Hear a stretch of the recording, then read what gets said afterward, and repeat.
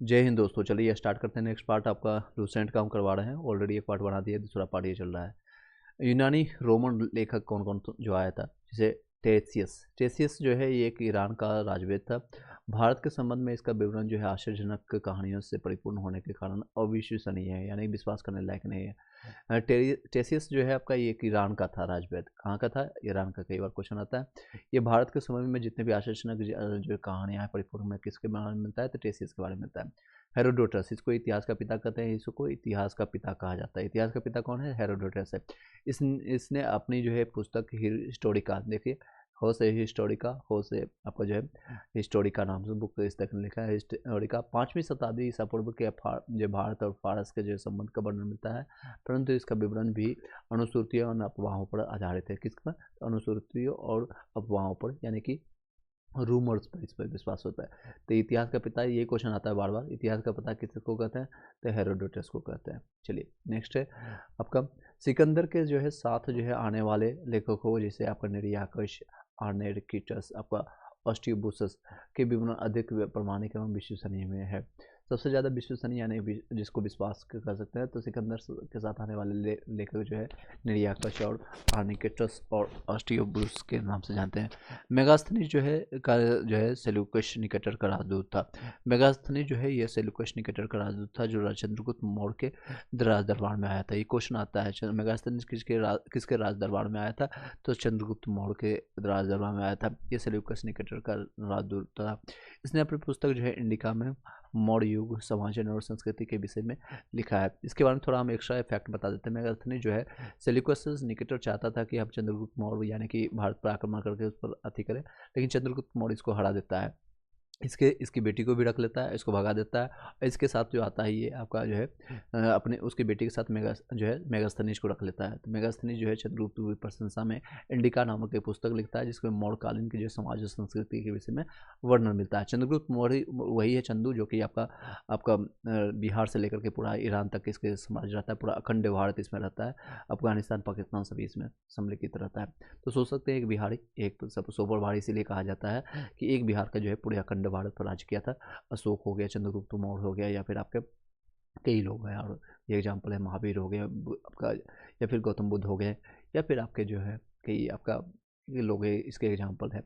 चलिए नेक्स्ट आपका डायमेकस के बारे में जानते हैं। ये सीरियस नरेश जो आपका आंतिकोशस का राजदूत था। डायमेकस जो आपका किसका रहता है?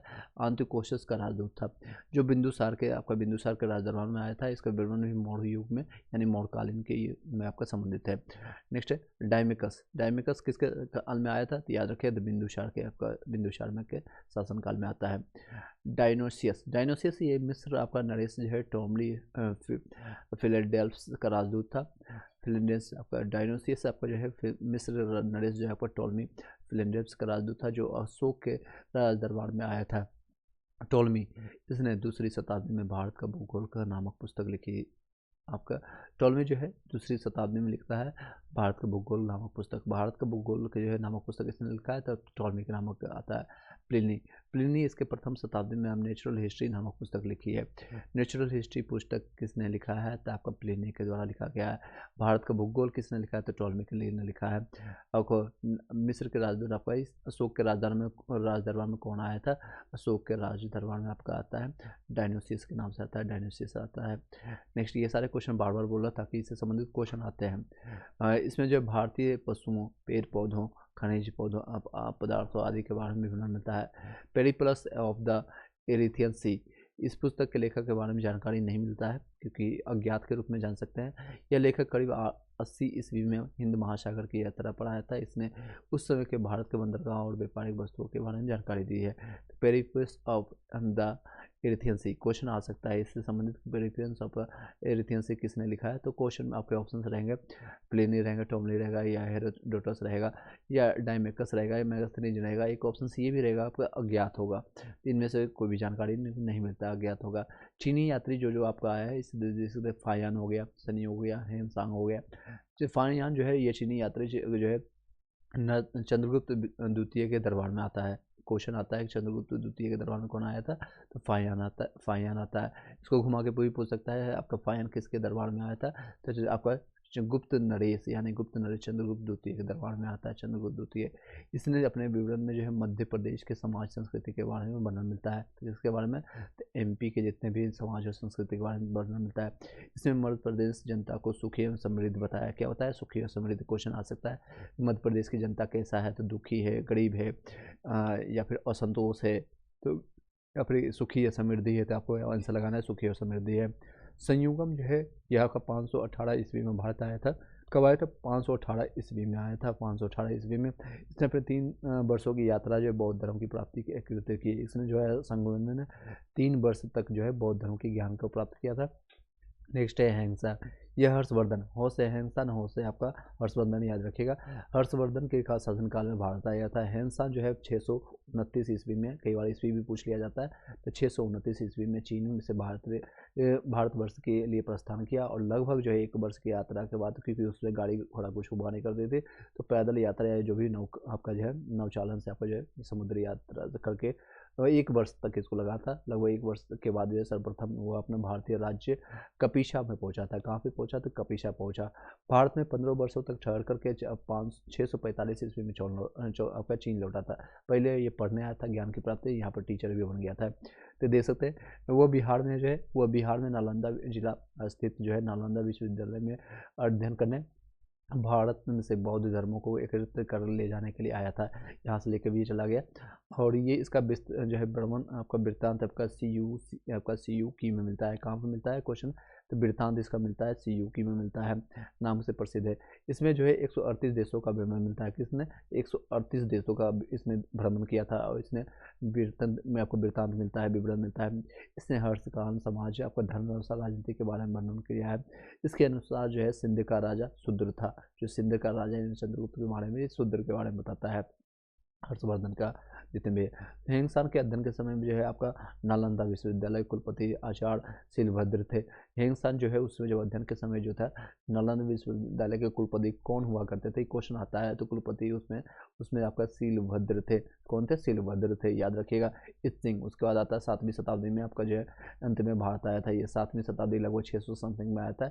इसने अपने विवरण में जो है नालंदा विश्वविद्यालय, विक्रमशिला विश्वविद्यालय तथा अपने समय का भारत का जो है उसने अपने समय का भारत का विवरण मिलता है। इस सिंह किसके सामने में आता है? कब आता है? तो 7वीं शताब्दी में। क्वेश्चन आता है इस सिंह कब आया था? तो 600 BC में आपका 6 BC, 5 BC, 7 BC, आपका आंसर होगा 7 BC में आता है। और इसके बारे में चर्चा किसमें मिलता है? तो नालंदा और विक्रमशिला विश्वविद्यालय के बारे में चर्चा मिलता है। तो चीनी यात्री ये 4 थे, चारों को याद रखिएगा। फाहियान आपका है द्वितीय चंद्रगुप्त मौर्य के समय में आता है और इसमें मध्य प्रदेश आपका जो है समाज को, संस्कृति को क्या है, सुखी और समृद्धि बताया था। संयुग जो है 518 ईस्वी में आता है और ये 3 वर्षों तक यात्रा करता है और बौद्ध धर्म की प्राप्ति एकत्रित करके यहाँ से चला जाता है। हिंगसान आता है हर्षवर्धन के शासनकाल में 629 BC में। चीन के से भारतवर्ष गया प्रस्थान और लगभग 1 वर्ष की यात्रा के बाद सर्वप्रथम वो आपको भारतीय राज्य कहाँ पर तक? कपिशा पहुंचा था और 15 साल तक, कितने साल तक रहा था? 15 साल तक ठहर करके 645 ईस्वी में जो है 45 ईस्वी में 15-16 साल तक चीन लौट गया था। बिहार में वो कहाँ का रहा था? तो नालंदा विश्वविद्यालय में रह करके वो अध्ययन भी किया था, पढ़ाया भी था। और यहाँ से जो उसका वृत्तांत किस में मिलता था? CU की में मिलता है, CU की में। और ये 138 देशों का विवरण मिलता है। कई बार क्वेश्चन आता है कितने देशों का विवरण मिलता है? 138 देशों का विवरण मिलता है। हर्षकाल के समाज, धर्म और राजनीति के बारे में चर्चा किया, तो सोशलाइजेशन और रिलीजन और पॉलिटिकल के बारे में चर्चा करता है हर्षकाल के। और इसमें सिंध राजा का शूद्र कहता है। नेक्स्ट है आपका इत सिंह जो है के अंदर में नालंदा विश्वविद्यालय के जो कुलपति कौन थे? शीलभद्र थे। इत सिंह जो है 7वीं शताब्दी में भारत आया था, नालंदा विश्वविद्यालय और भारत के अपने जो है वर्णन मिलता है। तो ये आपका 4 में इंपॉर्टेंट है, वेरी इंपॉर्टेंट मान के चलिएगा। VVI है। नेक्स्ट क्वेश्चन पे चलते हैं। अरबी लेखक। अरबी लेखक में अलबरूनी आता है। ये भी वेरी इंपॉर्टेंट है, मोस्ट वेरी इंपॉर्टेंट है। ये महमूद आपका जो है महमूद गजनवी के साथ भारत आया था।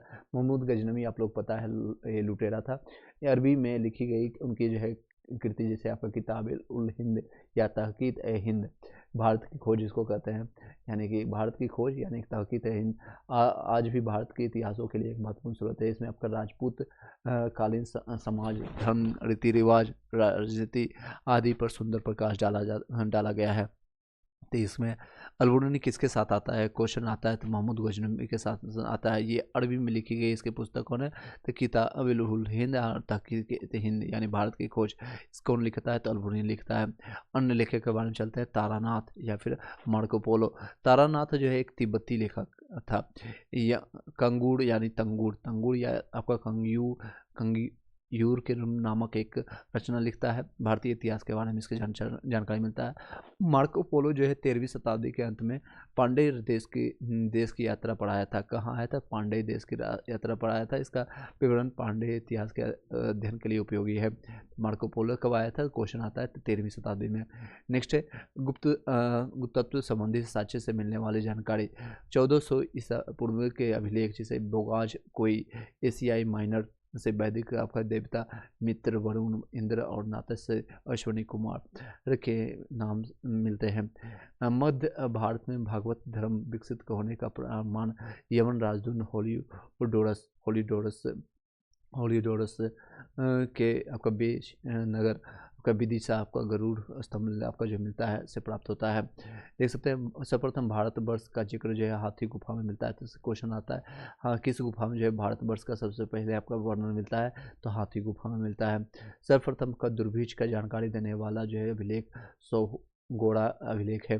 दुर्भिक्ष का जानकारी देने वाला कौन है, तो सोगोड़ा आपका अभिलेख मिलता है। सर्वप्रथम भारत पर होने वाले हूण आक्रमण की जानकारी कहाँ पर मिलता है, तो भीतरी स्तंभ के अभिलेख से मिलता है। भीतरी स्तंभ की जानकारी मिलता है। सती प्रथा का जो पहला अभिलिखित साक्ष्य एरन अभिलेख में मिलता है, जिसको शाक्य भानुगुप्त द्वारा लिखा गया है से प्राप्त होता है। तो सती प्रथा का पहला लिखित साक्ष्य कहाँ पर मिलता है, हमें कहाँ पर मिलता है, तो एरन अभिलेख में मिलता है। रेशम बुनकर की श्रेणियों की जानकारी मंदसौर अभिलेख से प्राप्त होती है। रेशम बुनकर की श्रेणियों की जानकारी मंदसौर अभिलेख से प्राप्त होती है। अभिलेखों का अध्ययन जो है आपका इपिग्राफी के नाम से जानते हैं। इसको इंग्लिश में क्या कहते हैं, इपिग्राफी कहते हैं। इपिग्राफी GRAPHY इपिग्राफी के नाम से जानते हैं। इस तरह से हिंदी इंग्लिश दोनों याद रखिएगा। चलिए नेक्स्ट दोस्तों आप याद रखिएगा अभिलेख और शासक के कौन कौन सा है। हाथी गुफा अभिलेख जो है तिथि आपका जो है रहित है, इसमें अभिलेख मिलता है, यानी कि तिथि के साथ है, डेट के साथ। ये कलिंग राज आपका खारवेल के बारे में जानकारी मिलता है। कलिंग राजवेल खारवेल के बारे में जानकारी मिलता है। कलिंग राजवेल आपका नेक्स्ट है जूनागढ़ आपका जो है गिरनार अभिलेख मिलता है रुद्रदावन में। नासिक अभिलेख आपको गौतमी आपका बलसरी में मिलता है। प्रयाग स्तंभ जो आपका समुद्रगुप्त में मिलता है। एहोल अभिलेख आपका पुलकेशिन द्वितीय में मिलता है। मंदसौर अभिलेख आपका मालवा नरेश यशोवर्धन वर्मन में मिलता है। ग्वालियर अभिलेख आपका प्रतिहार नरेश रोज में मिलता है। भित्री एवं अभिलेख आपका समुद्रगुप्त में मिलता है। देव आपका वाड़ा अभिलेख आपका बंगाल शासक विजय सेन में मिलता है। ये इंपॉर्टेंट है, आपका याद रखिएगा। ये अभिलेख और किसके शासन में, हाथी गुफा कलिंग आपका जो है राज खाड़ आपका खाड़े क्या लिखा हुआ खारवेल में मिलता है। नेक्स्ट है जूनागढ़ आपका रुद्रदावन का, ये बहुत इंपॉर्टेंट है। VVI है जूनागढ़ आपका जो गिरनार पर अभिलेख मिलता है रुद्रदावन का। नासिक आपका गौतमी बलसरी का है। प्रयाग आपका समुद्रगुप्त का है। अहोल आपका पुलकेशिन द्वितीय, अहोल आपका पुलकेशिन द्वितीय, ये वेरी वेरी इंपॉर्टेंट है। अहोल हो गया, जूनागढ़ हो गया आपका, बाकी सारी चीज़ें भी याद रखिए। नेक्स्ट है चलते हैं कश्मीर नव आपका शासक पुरातत्व आपका बुर्जहोम से आपका गर्तवाश आपका गड्ढा घर का सच मिला है, जिसमें उतरने के लिए सीढ़ी होती थी, उतरने के लिए सीढ़ी होती थी। तो कश्मीर के नवपाषाण पुरातत्व जो है बुर्जहोम कहाँ पर मिलता है, तो जम्मू कश्मीर में आपको मिलता है, याद रखिएगा। बुर्जहोम में आपको मिलता है। क्वेश्चन आता है प्राचीनतम सिक्कों को आहत कहते थे, क्या कहते थे, प्राचीनतम जितने भी सिक्के उसको आहत के नाम से कहा जाता था। इसकी साहित्य जो है आपका साहित्य में कर्काशन कहा जाता था, कर्काशा और कसारपन कहा गया है। सर्वप्रथम सिक्कों के ऊपर लेख लिखने का जो है कार्य यवन शासकों ने किया था। किसने किया था, यवन शासकों ने किया था। समुद्रगुप्त की बीना बजाती हुई मुद्रा वाले सिक्के से उनके संगीत प्रेमी का प्रमाण मिलता है। ये एक वन लाइनर फैक्ट में बता देता है। अरे कम्युकू यानी पुंडुचेरी के निकट से रोमन सिक्के प्राप्त हुए हैं। तो ये रोमन के सिक्के कहाँ से प्राप्त हुए, क्वेश्चन आता है। तो क्वेश्चन आपका ये देख सकते हैं कहाँ पर मिलते हैं, आपका पुंडुचेरी के निकट मिलता है, जिसको क्या क्या नाम से जानते हैं, अरिक मेडू के नाम से जानते हैं। ये सब आपका जो है साउथ इंडियन नेम है। नेक्स्ट है प्रागैतिहासिक काल। सेकंड टॉपिक है आपका प्रागैतिहासिक काल। आप लोग को कैसा लग रहा है वीडियो आप जरूर बताइएगा। सारी चीज़ मैं आपको टाइम टू टाइम बता रहा हूँ। आप लोग को लूसेंट स्टार्ट कर दिया, एनसीईआरटी एससीईआरटी ऑलरेडी खत्म कर चुका हूँ। बीपीएससी प्रीवियस ईयर क्वेश्चन जितने भी 42 43 ईयर्स का मैंने कंप्लीट करा दिया है। और आप क्या चाहते हैं आप लोग बताइएगा कमेंट बॉक्स में। लूसेंट का मैं इसको पूरा कंप्लीट करा दूंगा। और भी अभी तक एनसीईआरटी का जितने भी आपका रेलवे का क्वेश्चन आया है, चाहे आपका खान सर के बुक से हो या फिर कहीं कोई भी बुक से हो, मैं उसको सारा करवाऊंगा। अभी लेटेस्ट में जितने भी साइंस के, क्योंकि ग्रुप डी में बहुत हेल्पफुल रहेगा आपका, इस बुक से हम करवा देंगे आपका सारे सब्जेक्ट आपका करवा देंगे इसमें। नेक्स्ट आपका देख सकते हैं ये सारे बुक हम करवाएंगे। चलिए वीडियो को एक बार लाइक करके शेयर कर लीजिएगा ताकि आपको इंपॉर्टेंट लगे। और अगर पीडीएफ ये चाहिए, सारे पीडीएफ नोट्स ये चाहिए, हैंड नोट्स चाहिए, तो आप टेलीग्राम ग्रुप में जरूर आप लिंक में रिक्वेस्ट भेज दीजिएगा, आप वहाँ से जो आपको ज्वाइन कर लिया जाएगा। जिस काल में मनुष्य ने घटनाओं का कोई अभिलेख विवरण आपका उद्देत नहीं किया गया है उसे प्रागैतिहासिक काल कहते हैं। जिस काल में जो है कोई भी इतिहास नहीं मिलता है उसको प्रागैतिहासिक काल कहते हैं। जिस काल में मनुष्य ने घटनाओं का कोई लिखित विवरण नहीं की उदित हुआ है किया है तो उसको प्रागैतिहासिक काल कहता है। मानव विकास के उस काल को इतिहास कहा जाता है जिसका विवरण जो है लिखित रूप में उपलब्ध है। आदि ऐतिहासिक काल उस काल को कहते हैं जिस काल में लेखन कला के प्रचलन के बाद उसको मतलब लेख पढ़ाने जाते, यानी लिखा हुआ है लेकिन उसको पढ़ा नहीं जा सका है। ज्ञानी मानव जो होमो सेपियन के नाम से जानते हैं का प्रवेश इस धरती पर आज से लगभग 30 या 40 हजार वर्ष पूर्व माना जाता है। ये भी अनुमानता है, यह भी अनुमानता है 30 से 40 हजार पूर्व माना जाता है, जो कि होमो सेपियन हम लोग क्या है तो ये ज्ञानी मनुष्य यानी ज्ञानी मानव है, होमो सेपियंस है। पूर्व पाषाण युग के मानव की जीविका का मुख्य आधार क्या था, तो शिकार, ये भी अनुमानता है, कोई लोग देखा नहीं है। तो पूर्व जितने भी है पाषाण काल में मानव की जीविका का मुख्य आधार क्या था, शिकार। अब शिकार में क्या लोग, सभी लोग नॉन वेज ही खाते होंगे, वेज भी खाने भी लोग होंगे। आग का जो है आविष्कार जो है पूरा पाषाण काल में, यानी कि पहिए का नाम पाषाण काल में ये क्वेश्चन आता है। आग का आविष्कार कहाँ पर मिलता है, तो पूरा पाषाण काल में, पूरा यानी पूरा हो गया पूरा पाषाण काल। और पहिए यानी पहिया आ गया तो नव पाषाण काल, नया पाषाण काल में आ गया। मनुष्य में जो है अस्थायी निवास की प्रवृत्ति नव पाषाण में हुई है, क्योंकि आग की खोज हो गई थी, पहिए की खोज हो गई थी, तो लोग घर में बैठ करके आग तापना शुरू कर दिए थे, खाना बनाना शुरू कर दिए थे। अदरवाइज सभी लोग जानवरों की तरह जो है इधर उधर भाग भाग कर अपना शिकार करते थे, खाते थे, जहाँ खाना मिल गया वहीं सो गए।